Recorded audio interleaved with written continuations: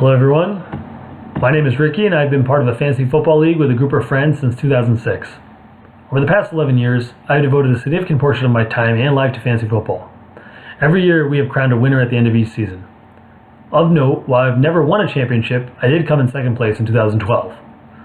Historically, the winner each season has received a monetary reward.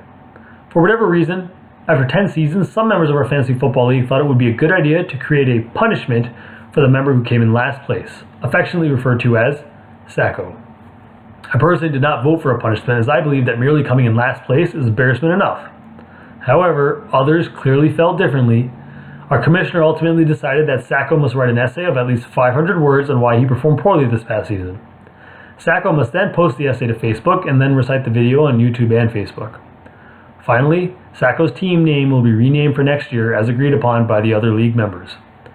As you may have guessed, this year I am Sacko, coming in 12th place with a record of 3-10 and a total of 1,404 points, just 18.58 points less than the 11th ranked league member.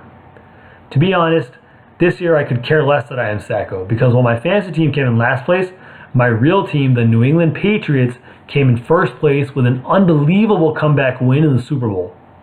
I can assure you that I would gladly lose another fantasy football season if it would guarantee the Patriots win another Super Bowl later that year. But I digress. As far as why my team performed poorly, I will reflect on some key decisions during the year that led to my demise. First, starting with the preseason draft, I used my first round draft pick to draft Rob Gronkowski.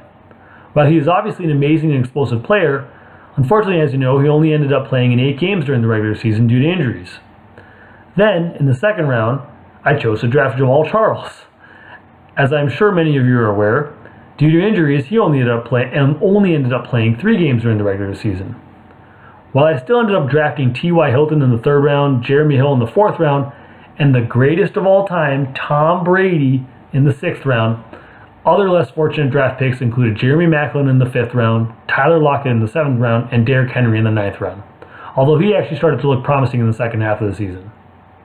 As you can see, my fantasy team was essentially doomed from before the season even started, and each week was a struggle, constantly scouring the waiver wire to pick up free agents that could give me even just a small chance to win. For example, Cole Beasley, Kyle Rudolph, and Kenny Britt. But teams are not meant to be built from the waiver wire. I simply did not create a strong enough foundation and then followed that up with a series of unfortunate events. With that said, the only direction to move now is forward.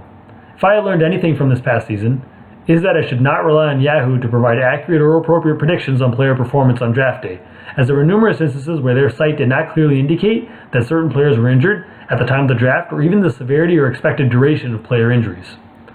Of course, it is not all Yahoo's fault, as a large part of the responsibility also falls on me as a team owner.